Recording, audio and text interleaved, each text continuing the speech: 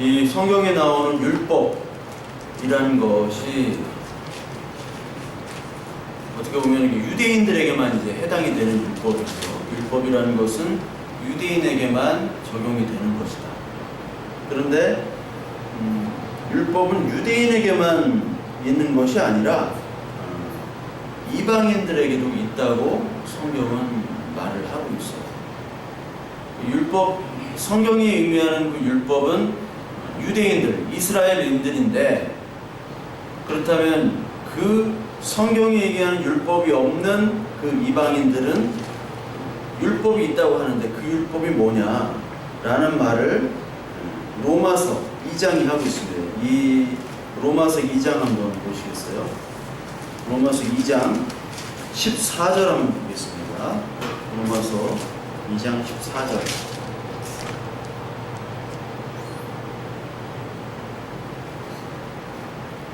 제 12절부터 읽을게요. 제가 무릇 율법 없이 범죄한 자는 또한 율법 없이 망하고 무릇 율법이 있고 범죄한 자는 율법으로 말미암아 심판을 받으리라. 하나님 앞에서는 율법을 듣는 자가 의인이 아니요 오직 율법을 행하는 자라야 의롭다 하심을 얻으리니 율법 없는 이방인이 본성으로 율법의 일을 행할 때에는 이 사람은 율법이 없어도 자기가 자기에게 율법이 되나니 이런 이들은 그 양심이 증거가 되어 그 생각들이 서로 혹은 고발하여 혹은 변명하여 그 마음에 새긴 율법의 행위를 나타내느니라. 곧 나의 복음에 이른 바와 같이 하나님이 예수 그리스도를 말미암아 사람들의 은밀한 것을 심판하시는 그날이라.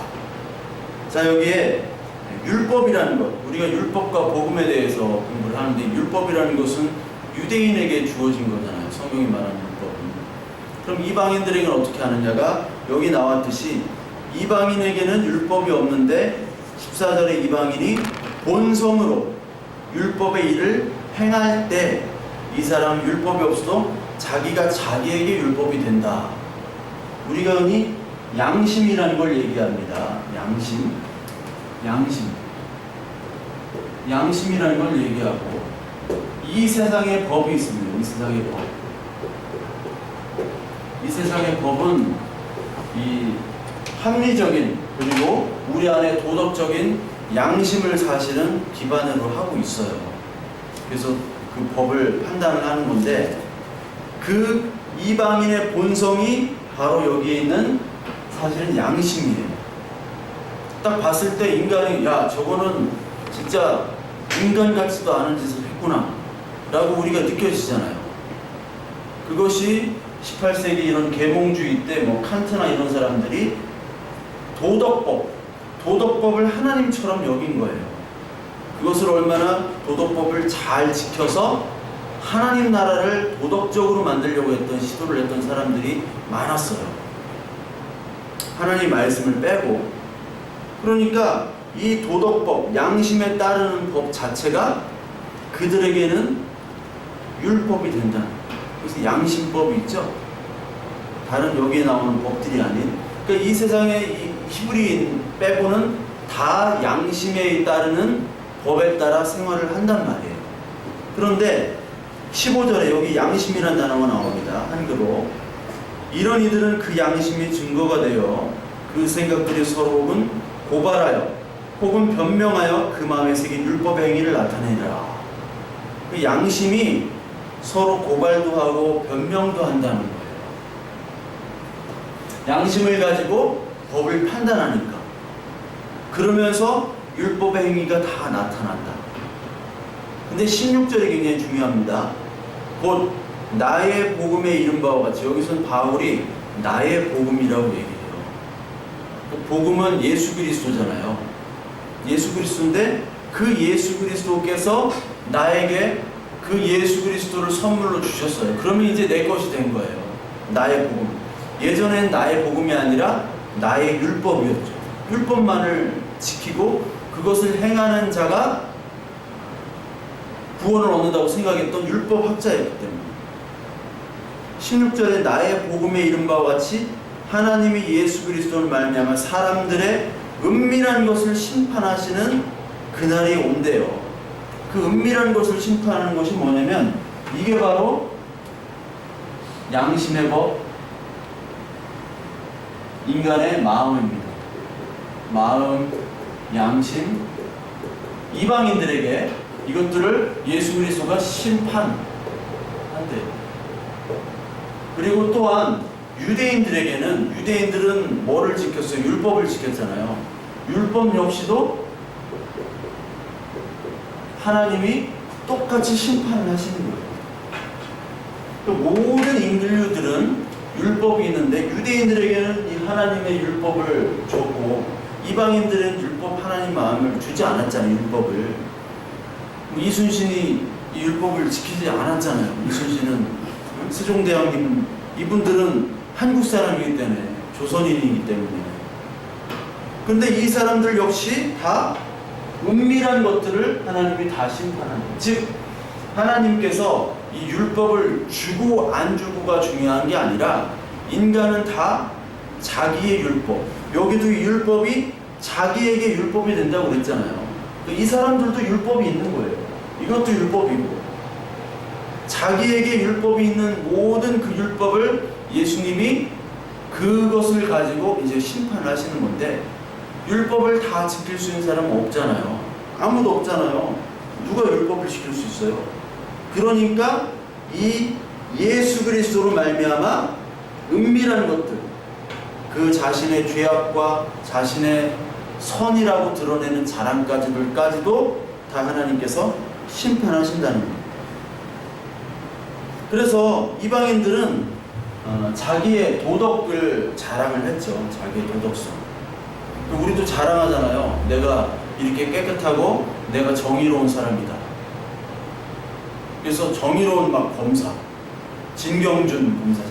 옛날에 20년 전에 그런 일이 있대요. 그 진경준 검사장이 기차평가 그걸 4,000원을 웃돈 주고 해가지고 그걸 구속 기소를 했다는 거야. 그 안표상을. 근데 이번에 자기가 140억인가 100몇 억을 부정적인 방법으로 축적해가지고 지금 그 재산을 뭐 몰수한다 뭐 그런 얘기가 있잖아요. 예? 뭐 그래가지고 추징 보전인가 뭐 그런 걸 한다고 하는데 자신은 100억대를 해먹으면서 4,000원 그거 안표상은 구속시키고 자신은 100억대 해도 나는 모른다. 나는 떳떳하다. 이렇게 얘기하잖아요. 그게 뭐냐면 인간의 양심은 자기의 유리한 쪽으로 움직일 수밖에 없어요. 그게 바로 인간의 율법이에요. 그런데 유대인들에게는 이 하나님의 율법을 줬는데도 불구하고 그 율법을 가지고 뭐를 했어요? 자랑을 했죠. 유대인들은 그걸 가지고 자랑을 했어요. 누가 더 잘 지키기 시합을 했다고요. 얘는 요 몇 점, 얘는 몇 점 해가지고 점수를 매겨서 아 얘는 하나님의 사람, 얘는 하나님의 사람은 조금 먼 사람 뭐 그런 게 있잖아요. 멀박, 친박 뭐 박들이 많은데 뭐 친노 뭐 그런 것처럼 가까운 순서대로 그렇게 점수를 매겼어요. 그래서 로마서 2장 17절에 우리가 2장을 봤으니까 2장 17절에 보면요. 유대인이라 불리는 내가 율법을 의지하며 하나님을 자랑하며 율법의 교훈을 받아 하나님의 뜻을 알고 지극히 선한 것을 분간하며 야 이거는 좋은 말이잖아요. 맹인의 길을 인도하는 자 어둠에 있는 자의 빛이요 율법에 있는 지식과 진리의 모본을 가진 자로서 어리석은 자의 교사요 어린아이의 선생 여기까지는 좋은 말인데 선생이라고 스스로 믿으니 즉 이전까지 했던 말들은 다 거짓이라는 거죠. 스스로 믿었다는 거. 하나님이 인정해 주지 않고 자기 자신이 아 나는 하나님을 사랑해 하나님을 의지해 그리고 하나님께서 나를 사용하셔 율법을 나는 의지하고 하나님을 사랑해 다른 사람을 바른 복음으로 내가 가르치고 있어라고 스스로 착각한다는 거예요. 지금 그러면서 21절에 다른 사람을 가르치는 내가 내 자신은 가르치지 않아야 하느냐 도둑질하지 말라 선포하는 내가 도둑질하느냐 간음하지 말라 하는 내가 간음하느냐 우상을 가증히 여기는 내가 신전 물건을 도둑질하느냐 그 율법을 자랑한다고 했지만 지금 하나님을 도둑질하고 있어요. 하나님의 이름으로 자기의 이름을 드높이고 자기의 재산과 명예를 축적하는데 하나님의 이름을 쓰고, 그리고 하나님이 주신 계명, 그 율법을 열심히 지키는 것으로 자기의 재산과 명예를 유지하고 있는 거예요. 그게 바로 심판의 근거가 되는 거예요. 그러니까 의인은 없고 하나도 없다고 그랬죠? 로마서 3장 10절 볼까요? 기록된 바 의인은 없나니 하나도 없으며 깨닫는 자도 없고 하나님을 찾는 자도 없고. 우리는 이 땅 아래에서 죄 아래 살 수밖에 없는 존재라는 것을 이 로마서는 계속해서 1장부터 3장까지 계속 얘기를 해요. 왜 로마서에서 계속 1장부터 3장까지 얘기를 할까요? 우리의 죄에 대해서. 우리는 율법을 다 지킬 수 없고 그 하나님의 거룩한 율법을 오히려 자기의 죄악으로 이용하는 거예요. 즉, 이 율법을 잘 지킴으로써 그걸 온전히 지켜서 하나님을 나타내면 얼마나 좋겠어요. 근데 그 율법을 지키는 것을 자기 힘으로 역이용한다. 역이용. 율법에서 하나님의 은혜를 깨달아야 되는데 율법으로 가면 자기의 자랑만 나타내요. 우리도 마찬가지로 자기가 자랑할 것들이 있잖아요. 이것들을 가지고 하나님의 은혜가 없이 이것들만 자랑하게 되면 이거는 힘으로 나타나고 폭력으로 나타나는 거예요. 그래서 바리새인들은 그냥 뭐 말씀 가르치고 이렇게 했지만 가장 폭력적인 사람들이에요. 왜? 남들에게 자기의 행위를 강요를 하고 그거를 못했을 때는 정죄를 했기 때문에. 그게 가장 큰 폭력이잖아요. 그리고 그것을 구원의 기준에까지 맞췄어요. 이것을 행하는 자는 구원이 있고 행하지 않는 자는 구원이 없다까지로 갔던 사람이 바리새인. 그러면서 나는 행했기 때문에 나는 하나님의 쓰시는 사람, 하나님의 자녀다. 많은 사람들이 어떤 사람은 하나님이 쓰신다. 난 하나님이 쓰고 계셔. 착각하는 사람이 많다니까요. 하나님 안 쓰고 계시는데 늘 뭐 어디 뭐 부흥회나 돌아다니면 하나님이 쓴다 그래요. 여기도 마찬가지잖아요. 예수님께서 오늘 바리새인들에게 바울이 바리새인들에게 하는 말이 너희들이 스스로 착각했다고 얘기하는 거예요. 네가 선한 율법과 하나님을 사랑하고 진리와 지식을 가르친다고 네가 착각하고 있구나. 그러니까 그 착각으로 또 벗어나는 것이 바로 복음이죠. 복음. 그런데 그 율법은 그 나름대로의 기능이 있잖아요. 지난 시간에도 얘기했지만 율법의 기능이 뭐라고 그랬죠? 율법의 기능이 왜 율법을 주신 거예요? 율법. 네?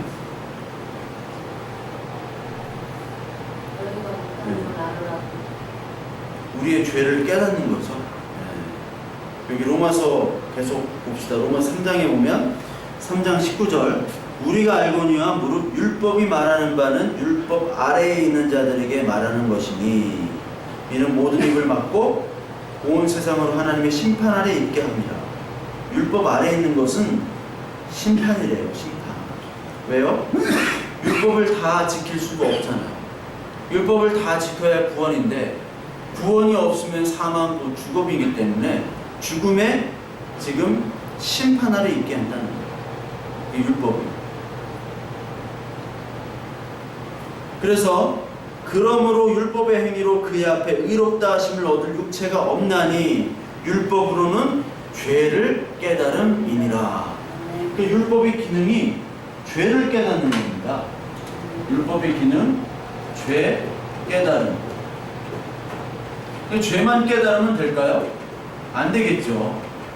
죄를 깨달아서 나는 죄인이야. 나는 정말 구제불능이구나. 그걸 깨닫고 하나님의 은혜를 붙잡는 게 바로 이게 율법의 기능이에요. 하나님의 은혜를 붙잡는 거. 근데 바리새인들은 은혜를 붙잡지 않았잖아요. 예수 그리스도라는 구원의 희망 그리고 하나님의 은혜와 사랑을 깨닫는 것이 바로 율법입니다.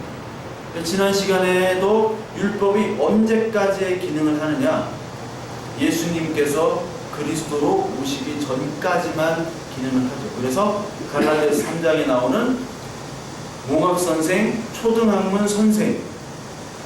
그래서 율법은 예수 그리스도께서 육체로 오신 그때까지만 우리에게 선생으로 죄가 무엇인지를 알려주는 것이에요. 죄가 무엇인지. 로마서 7장 7절부터 한번 볼까요? 또 그런즉 우리가 무슨 말을 하리요? 율법이 죄냐? 그럴 수 없느니라.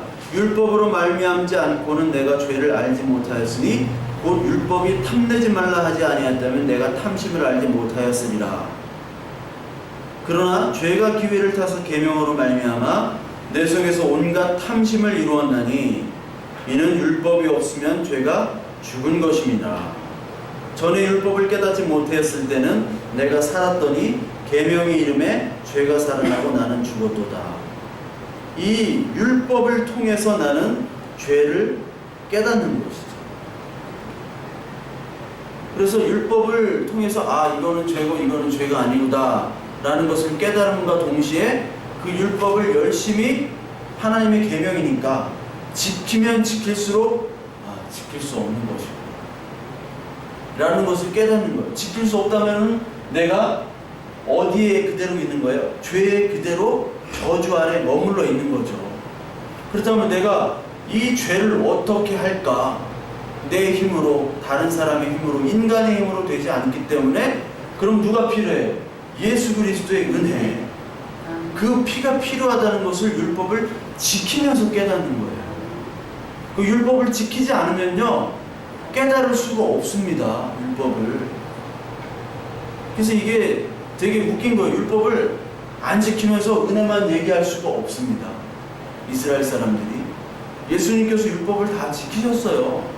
왜? 예수님 율법 자체이기 때문에.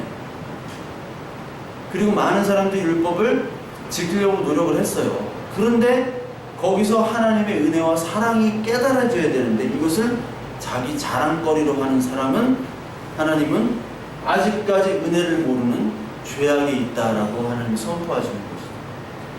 그래서 여러분 그 복음과 율법이라는 이 주제는 정말 가장 큰 하나님 나라만큼의 가장 큰 주제인데 우리가 흔히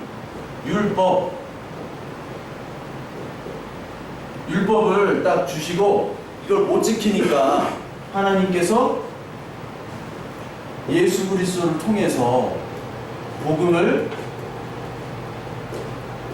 주셨다. 우리가 흔히들 그냥 이렇게 그냥 알고 있어요. 그런데 이 복음이라는 개념을 그냥 예수님께서 우리를 위해서 돌아가셨다, 죽으셨다. 그 희생으로 말미암아 우리 죄가 다 없어지고 이제 하나님 나라의 자녀가 됐다. 이렇게만 아는데 이 복음이라는 것을 좀 개념을 좀 넓히셔야 돼요. 언제부터가 복음이냐면 창세기 1장 1장부터가 복음이에요. 창세기 1장 1절. 1장 1절에 하나님이 창조를 하신 것부터가 복음이에요. 이게 그냥 예수 그리스도가 제 희생 제사로 오셔고 그때부터의 복음이 아닙니다. 마가복음 1장 1절이 예수 그리스도의 복음이 시작이자 이렇게 얘기하는데 그 복음의 시작은 신약부터 시작이 되는 것이 아니라 창세기 1장부터가 벌써 복음이에요. 그러니까 율법부터 시작하는 것이 아니라 뭐부터 시작이다? 복음부터 시작인 겁니다. 여기는 창조, 특히 인간 창조가 있습니다. 인간 창조를 통해서 인간이 어떤 존재입니까? 하나님과 유일하게 소통하고 하나님과 유일하게 말할 수 있는 존재였다는 거예요. 인간이. 그렇다면 하나님과 관계하는 유일한 존엄자가 인간입니다. 즉 나를 창조하셨다는 것은 내가 하나님의 자녀가 된다는 거. 이미 창조라는 게. 그래서 하나님께서 아담이 사람이니까 아담을 창조하시고 그와 관계를 맺잖아요. 소통하고 얘기를 하잖아요. 그것 자체가 창조로서 복음이에요. 우리가 이 땅에 태어났다는 것 자체가 복음이란 말이에요. 그런데 그냥 태어난 게 아니라 하나님의 자녀로 태어난 거예요. 이것을 아는 사람이 바로 복음으로 내가 복받았다, 기쁘다, 감사하다는 거예요. 근데 지금 많은 사람들이 어떻게 살아가요? 하나님에서 하나님이 있긴 어딨어 그냥. 하나님은 없고 나만 있는 거죠. 나만. 그러니까 하나님의 존재를 모른 채 나만 잘 살고 또 나를 못 살게 하면 그게 악이고, 내가 잘 되고 내가 잘 살면 그게 선이잖아요.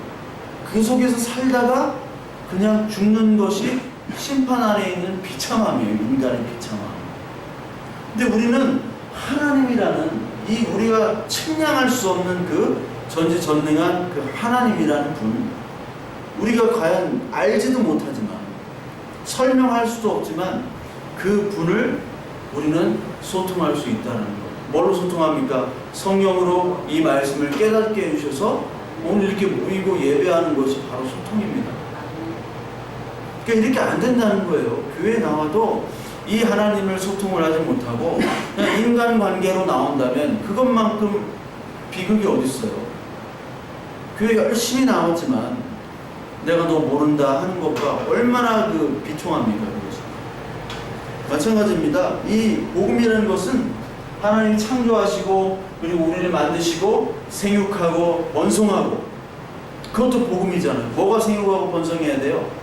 생육하고 번성한다는 것을 우리들은 흔히 그냥 내가 막 잘되고 번성하고 자녀 많이 낳고 건강하고 믿음의 명문가정, 믿음의 가정도 아니야. 믿음의 명문가정은 주일 예배도 제가 11조도 잘 내고 막 11조 잘 내면 돈도 많이 벌어야 되죠. 고위 간직에 올라가고, 그게 생육하고 번성하는 것이 아니라 나는 죽고 예수 그리스도가 살고 번성해야 되죠.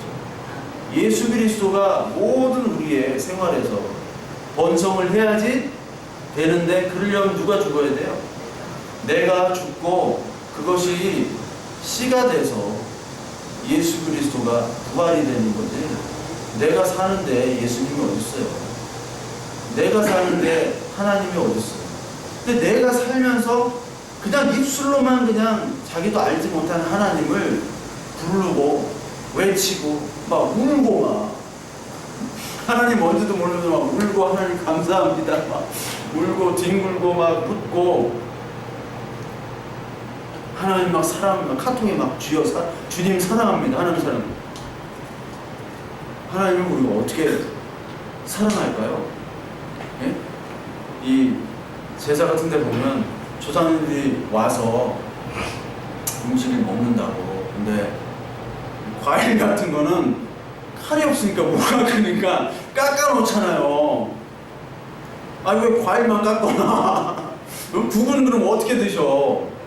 밥은 어떻게 먹고요?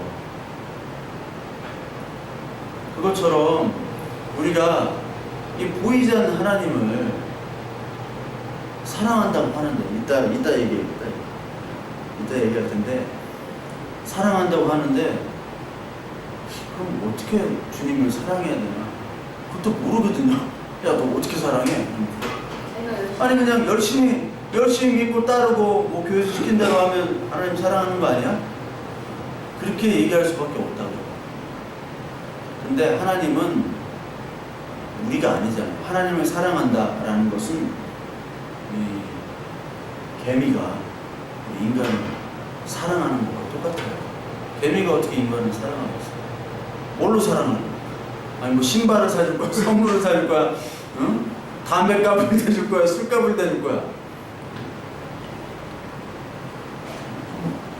뭐 해줄 거예요? 개미가 뭘 해줘요? 안 나오는 게 도와주는 거야? 안 나오는 게.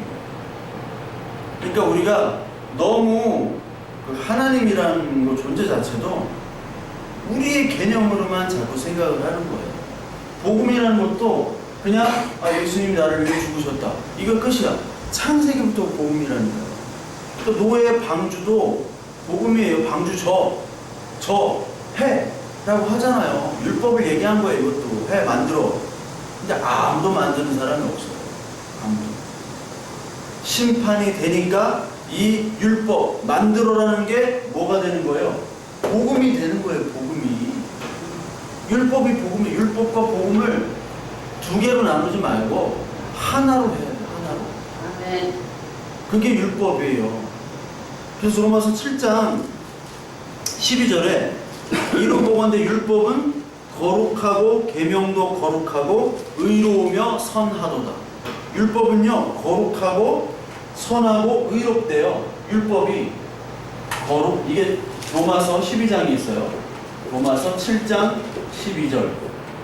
거룩하고, 여기 한글 성경에는 거룩하고 계명도 의롭고 선하다.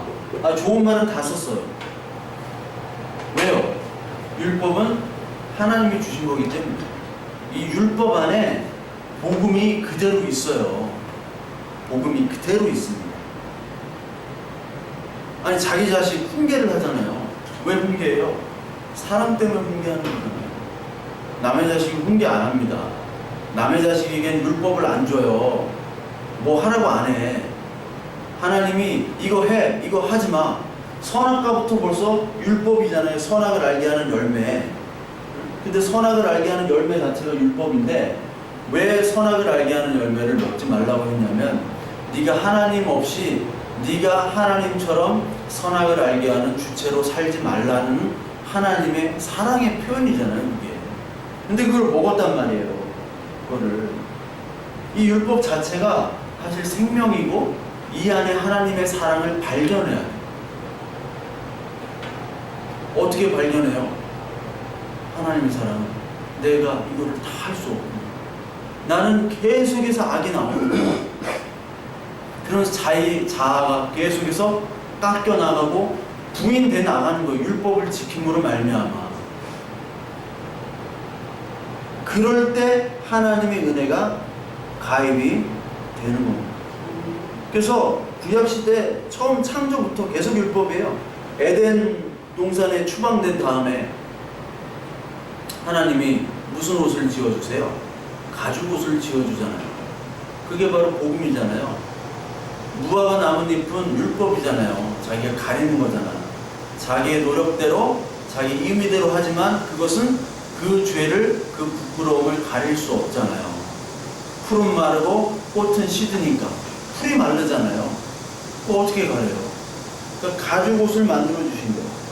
심판 때도 방주로 하나님께서 인도해 주시고 이삭을 바칠 때도 바치라고 율법을 얘기하면서 그 안에 구원을 또 주시고 출애굽기 광야 때 그렇게 우상을 섬기고 사사기 때 그렇게 말을 안 들어도 하나님은 계속해서 이스라엘을 도와주시고 구원해 주시죠. 이게 바로 복음이 그 현장에 나타나 있는 거예요. 포로기까지도 계속해서 불순종하지만 하나님께서 회복을 하세요. 그러니까 이 율법을 읽으면서 그리고 이 율법을 지킨다고 하면서 하나님의 사랑, 그 헤세드를 우리가 발견해요. 그래서 진짜 하나님 복음을 깨닫는 사람은 하나님의 계명, 가장 대표적인 계명인 10계명을 지키면서 다 지킬 수 없지만 온전하게 지키면서 감사하고 기쁨이 느껴져요. 우리 시편 119편 한번 볼까요? 시편 119편. 이 율법이 짐도 되지만 율법이 기쁨과 감사함이 될 수가 있어요. 사랑하는 사람과의 만남. 사랑하는 사람이 이거 하지마, 이거 해줘. 하지마 해. 이것에 대해서 진짜 사랑하면요, 그거를 해주는 것이 기쁨으로 다가와요. 근데 그 사랑하지 않으면 그것이 의무감이 될 때 짐이 오는 거잖아요. 시편 119편 47절 48절 892페이지 보면 내가 사랑하는 주의 계명을 사랑한대요. 스스로 즐거워하여. 즐거워한다네요. 즐거워요. 그리고 또 내가 사랑하는 주의 계명들을 작은 소리로 읊조리리이다. 여기 계명을 사랑하고 그리고 계명을 스스로 즐거워합니다. 여러분, 10계명을 지키는 게 즐거운가요? 즐겁지 않은데 즐거울 수가 있다는 거예요. 그게 그렇게 돼버리는 거죠. 하나님께서 우리를 이렇게 만들어 주시는 거예요. 율법으로. 율법이 즐겁게 되고 그 하나님이 지키신 명령하신 것을 지킴으로 말미암아 그 안에 뭐가 담겨져 있으니까 하나님의 사랑이 느껴지니까. 얘야, 이거 먹으면 안 돼. 이거 먹으면 죽어. 이거 독극물이야. 사랑하니까 그렇게 얘기하지. 사랑 안 하면 딱 해놓고 먹으라고 딱 보기 좋은 곳, 손에 닿는 곳에 딱 주잖아요. 그러면 완전히 그 죽이라는 거죠. 죽으라는 거. 사랑이 없는 거죠. 누가 그렇게 해요? 갓난아이가 있는 집에 누가 그렇게 독극물 같은 거, 나쁜 것들을 그 앞에서 놓습니까? 손이 안 닿는 곳에 놓죠. 율법 안에 그 하나님의 사랑을 우리가 봐야 되는 거예요. 하나님의 사랑을. 그러니까 성경 전체가 다 율법이고 선지자라고 얘기했잖아요. 특히 구약을 얘기할 때. 근데 율법과 선지자는 누구를 가리킨다고 그랬어요? 누가복음 24장 44절에 나를 가리킨다. 나가 누구예요? 복음이고 그게 헤세드 사랑이고 인애잖아요. 그걸 못 보기 때문에 바리새인들은 뱀이에요. 사탄인 거예요. 그걸 못 보기 때문에. 그래서 이 바리새인들은 그 뿌리가 에스라 8장 이후부터입니다. 에스라서 8장 이후에 보면 율법을 선포합니다. 왜 율법을 선포하냐?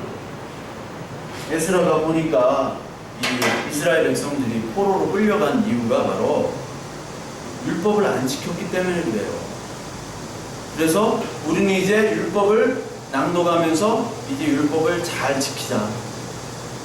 뭐 그것까지는 좋죠. 그런데 율법을 너무 잘 지키려고 하다 보니까 세부 조항, 그래서 율법 말고 예수님께서 얘기했던 장로의 유전과 전통 이런 말이 있는데 그거는 구전처럼 전해오는 이 성경에 나와 있는 율법의 참고서예요. 율법이 뭐 안식일을 지켜라. 안식일을 지키는데 어떻게 지키느냐?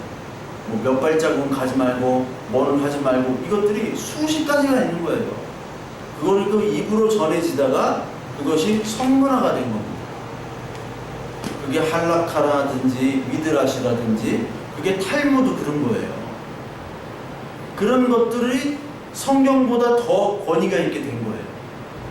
장로의 전통과 유전. 예수님께서 밀밭 사이로 가실 때 안식일을 그때 밀밭 그 밀이나 음식을 먹을 수 있다고 그랬잖아요. 얼마만큼? 새 부리만큼 먹지 말라는 얘기잖아요. 그런 것까지 세세하게 조항조항마다 조목조목하게 다 그 구전으로 한다음에 그 구전으로 한 것을 성문화 시킨 거예요. 그 책으로 내가지고 그것들을 딸딸 외우면서 그것들을 계속 지켰던 사람들이 바로 바리새인들인데 이게 에스라 8장부터 나온 거거든요. 그러니까 이게 극단적인 바리새파가 된 거죠. 극단적인 율법주의. IS랑 뭐가 달라요? IS랑 똑같아요. 근데 이 극단적인 율법주의가 나오기 때문에 이들은 이 율법 안에 담긴 하나님의 사랑을 놓쳐버린 거예요. 왜 율법을 하나님이 주셨는지 그것을 알지 못한 채 열심히 지키면 그 열심히 지키는 것이 하나님을 사랑하는 것이고 왜 하나님께서 어떻게 사랑할래? 아니 어떻게 사랑합니까? 할 때 나의 계명을 지키는 것이 사랑한다고 그랬어요. 그랬잖아요. 내 계명을 지키는 거 이따 말씀을 좀 찾아볼 텐데 그러니까 이 하나님의 계명을 지키는 것을 사랑한다고 하는 그런 착각 속에서 무식하게 막 지키는 거야. 막 뭔지도 모르고 이게 하나님을 경배하고 하나님을 위한 것이라고 그러면서도 그걸 자랑했죠. 자랑했어요. 그러니까 하나님의 입장에서 정말 좀 짜증이 나시죠. 왜? 내가 하지 말라는 걸 하고 하라는 걸 하지 말라는 다른 복음이 됐기 때문에. 그 노래 진짜 못하는 사람이 노래 잘하는 줄 알고 착각하면서 노래 열심히 하는 사람이 있어요. 춤 진짜 못 추는데 춤 못 추는 사람인데도 불구하고 자기가 진짜 잘 추는 줄 알아요. 선거 나온 사람들은 1번부터 10번까지 다 자기가 될 줄 알아요. 네? 모르죠? 환상에 빠져 있어요. 다 자기가 돼요. 그날 누가 봐도 아니야. 10번 기호 10번 당도 없어. 아무것도 없어. 근데 다 자기가 돼요.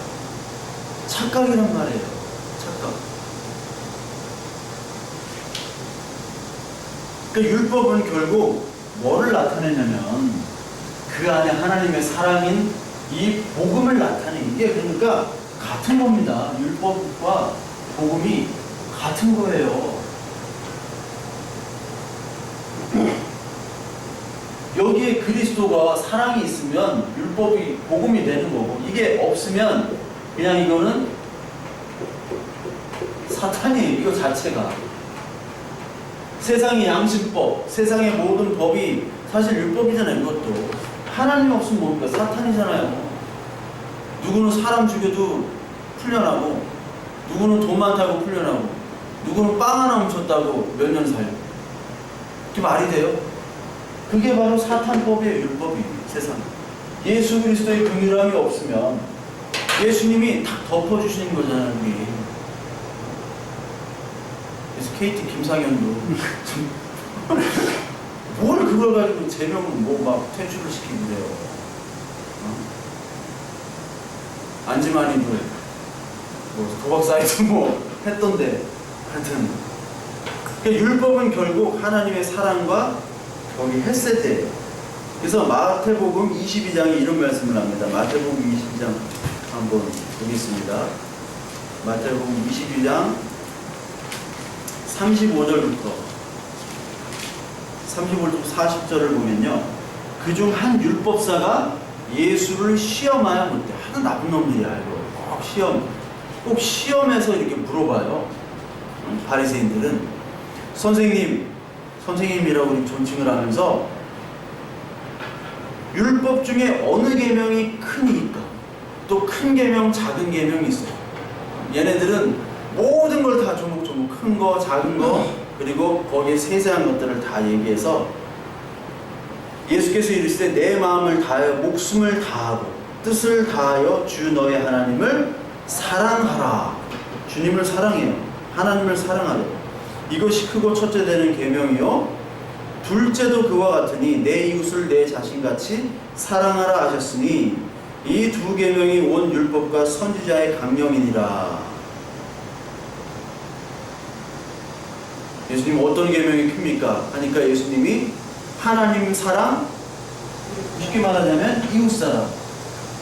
여러분 그 10계명을 보면요, 우리가 흔히들 말하잖아요. 1계명부터 4계명은 하나님 사랑이에요. 네, 1계명부터 4계명 하나님 사랑, 하나님 사랑이고, 5계명부터 10계명은 이게 이웃에 대한 거잖아요. 이웃을 사랑하니까 요거를 다 지키래요. 다. 근데 이웃은 어떻게 좀 사랑할 수 있겠어요? 네, 이웃은 뭐 훔치지 말고 하라. 근데 1계명부터 4계명, 아까도 얘기했던 하나님을 어떻게 사랑하냐. 우리는 개인인데 존재적인 자체가 다르단 말이에요. 보이지 않는 하나님을 어떻게 사랑해요? 근데 주님 사랑합니다 막 카톡에 막 주님 사랑, 막 기도할 때 주님 사랑합니다 막 그러면 사랑하는 거예요? 네? 막 그런다고 사랑하는 거예요? 짝사랑일 수가 있죠. 짝사랑. 이거 교감이 안 되는 사랑. 막 당신을 사랑해야 하는데 거들떠 보지도 않잖아요. 뭔가 이렇게 교감이 돼야지. 혼자 그냥 하나님 상관도 없이 혼자 하는 건데, 이 두 가지가 10계명을 나타내는 거고, 이게 사실 율법이고 모든 계명인데, 이 두 계명이 율법과 선지자의 명령이래요. 율법과 선지자는 뭐라고 그랬어요? 신약 성경, 구약 성경. 구약 성경이잖아요. 즉 율법과 선지자는 곧, 율과 선지자는 구약 성경이니까 예수 그리스도를 나타내죠. 예수 그리스도. 누가복음, 아까도 얘기했듯이 누가복음 24장 44절에 보면요, 또 이르시되 내가 너희와 함께 있을 때에 너에게 말한 바 곧 모세의 율법과 선지자의 글과 시편의 날을 가리켜 기록된 모든 것이 이루어져야 하리라 한 말이 이것이라 하시고, 나를 가리킨 거예요. 나를. 즉 율법과 선지자의 명령이 바로 1계명, 4계명, 5계명, 10계명인 하나님 사랑, 이웃 사랑인데, 하나님을 사랑하고 이웃을 사랑한다는 것은 곧 예수 그리스도를 나타내는 거거든요. 그러니까 10계명 전체가 사실 예수님을 나타내는 건데, 그렇다면 이 마태복음 22장은 어떤 계명을 지키고 어떤 계명이 크냐, 그런 게 의미가 있는 것이 아니라, 이 계명을 너희들은 다 지키려고 노력을 하되 너희들은 지킬 수가 없다, 그거예요. 너희들은 지킬 수가 없다. 도로 율법이 온전하게 지려면 율법은 이제 그림자니까 실체인 몸으로 내가 와야지만이 이것을 지킬 수가 있다. 아니 이거는 진짜 뭐 지킬 수가 있겠어요, 이웃을. 근데 예수님께서 산상수훈에서 마음속에 짓는 죄도 다 죄라고 하셨잖아요.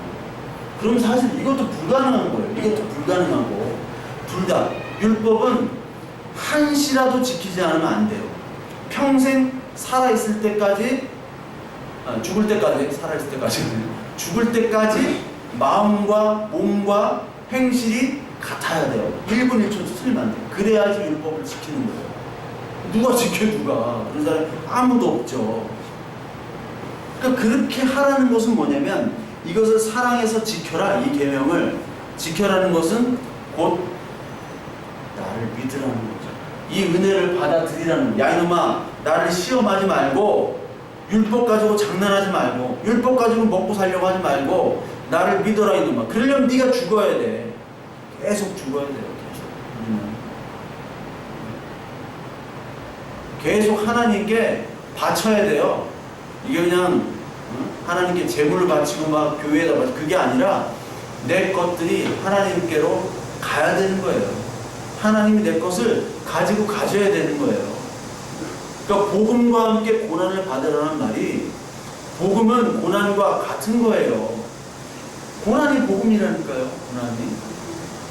예수님이 고난을 받으셨잖아요. 근데 왜 이렇게 고난에 대해서 그렇게 무서워하고, 뭐 고난이 뭐 힘들다 그러고 막 왜 그러는 거예요? 아니 좀 고난이 있으면 안 돼요? 아니 고난이 있으면 즐겁게 받아들이면 되잖아요. 아 이게 복음인가 보다. 막 빵 가는 뭐 그런 거 말고, 내가 잘못해서 하는 고난이 아니라 정말 하나님의 말씀을 따를 때 받는 고난. 제가 아는 목사님은 돈을 잘 버셨음에도 불구하고 목회자 아니셨을 때 교회에다가, 작은 교회인데 그 교회에다가 뭐 거의 재산을 다 바치셨어요. 근데 우리가 볼 때는 옛날 뭐 샤먼, 옛날에 집 바친 사람 많잖아요.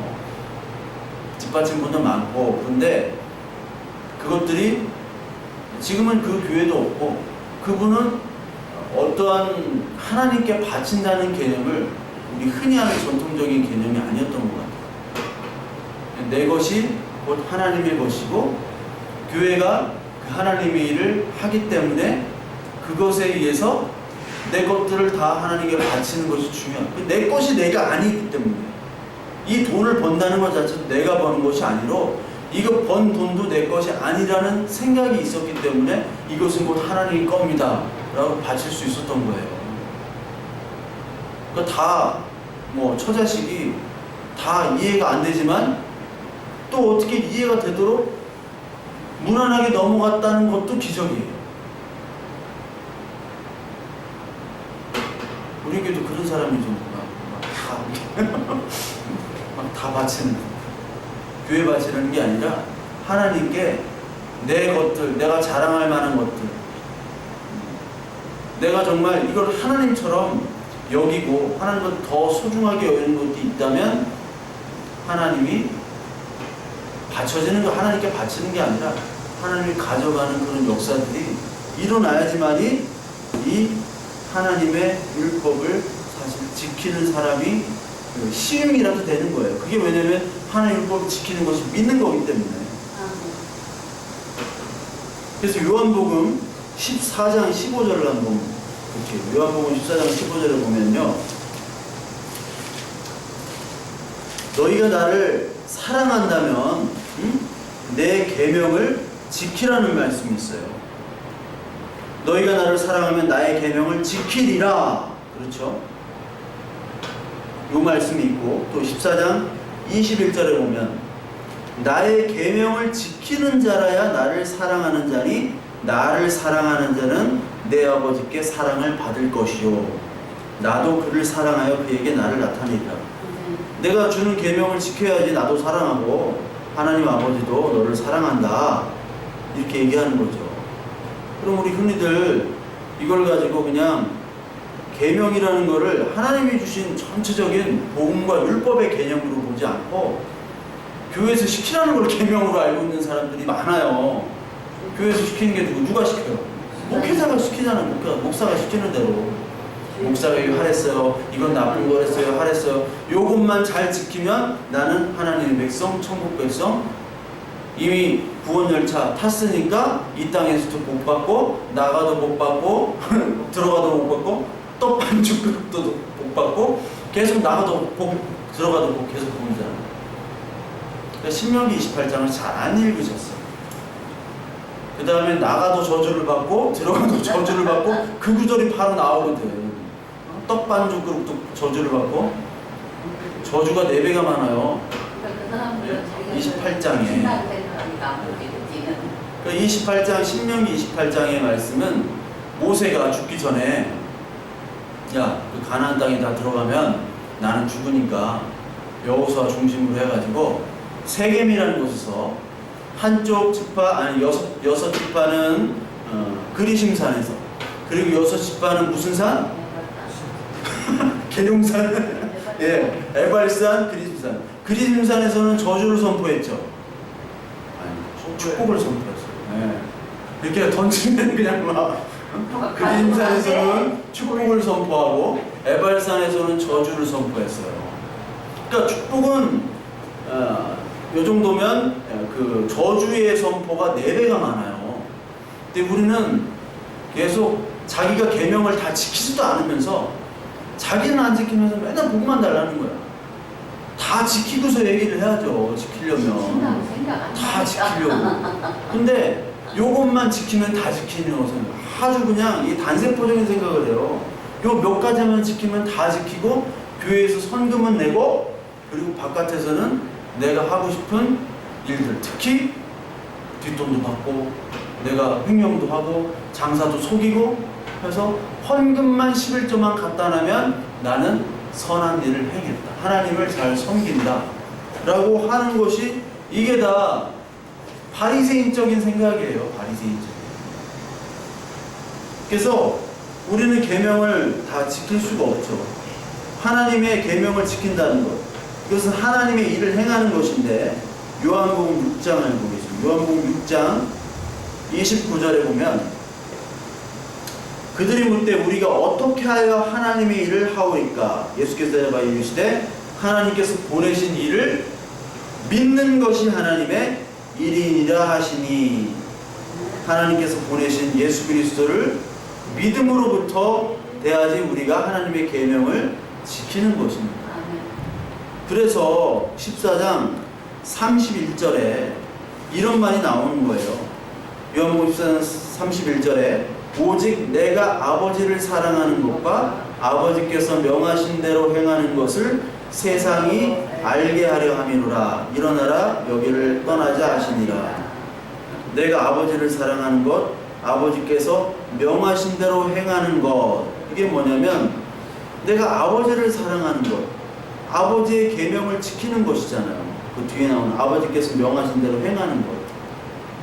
하나님 아버지가 예수 그리스도를 왜 보냈나? 죽으라고 보낸 거거든요. 죽으라고 가, 이게 율법이거든요. 근데 율법에는 복음, 그 하나님의 아버지의 마음이 있단 말이에요. 그 마음을 예수 그리스도는 하나님이기 때문에 그 마음을 100% 단 0.00001%도 틀리지 않고 100% 온전히 이해하시는 분이에요. 왜냐하면 여기 14장 20절에도 보니까 그날에 내가 아버지 안에 너희가 내 안에 내가 너희 안에 있는 것을 너희가 알리라.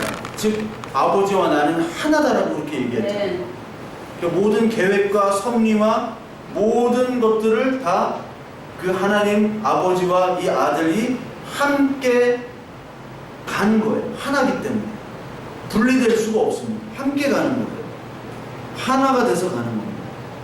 그래서 아버지가 명하신 대로 그대로 행하는 것, 그리고 아버지의 사랑하는 것, 아버지가 보낸 이유도 알고 아버지가 명령한 것들도 다 아는 이 아버지가 내 안에 내가 아버지 안에 있는 이 하나됨, 그게 신부의 연합, 신부와 신랑의 연합입니다. 그래서 계명을 지킨다는 것 자체가 우리가 예수 그리스도와 연합되는 것, 하나 되는 거예요. 그래서 성경에서 보면은 그리스도 안에서라는 말이 특히 신약 성경 바울 서신에 그리스도 안에서,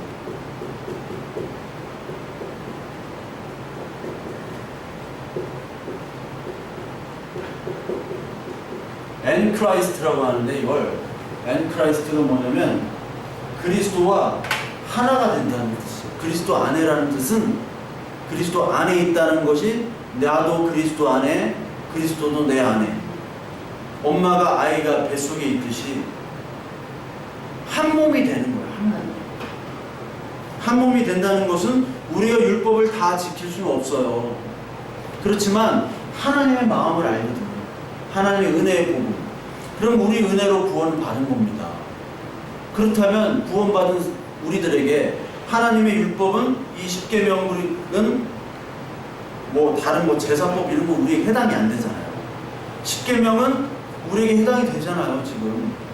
그렇다면 그 계명을 지키면서도 우리가 다 지킬 수는 없지만 그 안에서 하나님의 지키라고 명령하실 때 그 마음이 느껴져야 되는 거예요. 은혜와 사랑이. 그건 지키는 사람만 느껴져요. 지키는 사람. 그래서 율법은 완전히 폐해지지는 않는 거예요.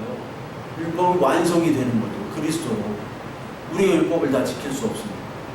이게 그리스도 안에서 그게 느껴져야 돼요. 그래서 그리스도 안에서만이 눈물이 의미가 있는 것이고, 그리스도 안에서만이 울음과 눈물과 그리고 웃음과 기쁨이 의미가 있는 것이지, 밖에서는 다 저주예요. 다 저주. 웃는 것도 우는 거예요. 웃는 것도. 웃으면 뭐 하겠어. 어차피 죽을 건데. 안 그래요? 웃으면 뭐 하겠어. 하나님과 관계없는 건데. 돈 벌면 뭐예요. 어차피 죽을 건데. 인프라트 다 해놓으면 뭐예요. 어차피 다 빠져 죽을 건데. 하나님 안에서는 전혀 반대가 되잖아요. 그래서 계속해서 이 엔크라이스트를 얘기하는 거예요. 그리스도 안에서. 그리스도 밖에 있었던 사람이거든요, 바울은. 근데 그리스도 아니라고 착각했던 사람이었죠. 그런데 사도행전 9장에 사울이 사울아 거울아 사울아 왜 너는 나를 이렇게 핍박하느냐. 거기서 완전히 뒤집어졌잖아요. 그래서 복음을 깨달으면요 완전히 우리가 뒤집어져야 돼요. 우리가 그동안 살았던, 우리가 자랑했던 거, 우리가 추구했던 게 다 날아가야 돼요. 그래서 고난이 오는 거예요. 무시가 당할 수도 있고. 그러나 거기서 그 계명, 예수 그리스도를 믿음으로부터 난 그 계명을 지킬 때 감사와 은혜가 나오는 거예요. 그렇기 때문에 우리가 너무 막 고난과 아픔과 슬픔에 대해서 좀 무덤덤할 필요도 있고, 대신 하나님의 은혜에 대해서는 우리의 마음과 우리의 심령들이 좀 뜨거워져야 될 필요가 있어요. 이 세상 것에 대해서는 좀 무덤덤해도 돼요. 누가 가고 오고, 내가 뭐 돈이 날라가고, 뭐 건강이 좀 하고, 막 죽을 병에 걸 좀 담담해도 돼요. 그 대신 그때 올 때 하나님이 부어주시는 그 은혜의 감격에는 그리스도 안에서는 우리가 울고 웃고 떠들고 기뻐할 수 있는 거예요. 그것이 좀 반대가 됐으면 좋겠어요. 우리 교회도 그냥 취직이 안 돼요. 뭐가 통장에 뭐가 없어요. 맨날 없어요. 맨날 좌절. 오기 싫어요. 막 좌절. 없어요. 그게 아니라 이제 하나님 있어요. 하나님 은혜도 있고 감격도 있고. 우리 교회에 있는 게 뭐 있어요? 음향 시설도 없어. 이거 뭐 맨날 울려. 뭐가 들어 차야지 되지 뭐. 들어보면은 막 엉 울려요. 울려서 듣기가 싫어. 이게 스피커가 딱 해서 좀 이렇게 잡아줘야지 듣기도 좋고 그렇거든. 근데 이렇게 울린단 말이야. 아무것도 없어 뭐. 그래도 보면 많이 있잖아요. 많이 있잖아. 여기는 안 나오는데 방이 얼마나 많이 있어. 바퀴벌레도 많고 거미도 많고 먼지도 많고. 이게 하나님의 눈으로 보면 우리가 다 은혜고 감사거리인데 왜 그렇게 그리스도 안에서 봐야 되는 거예요? 밖에서 자꾸 보려고 하니까 없다고만 얘기하죠. 하나님의 눈으로 이 율법 안에 복음이 있고 복음이 먼저 시작이다. 창세부터 이 끝에 예수님이 다시 오신다도 복음이고 그 안에 우리가 그 믿음을 가지고 살아가는 데 필요한 그리고 겪는 고난까지도 복음이라는 것.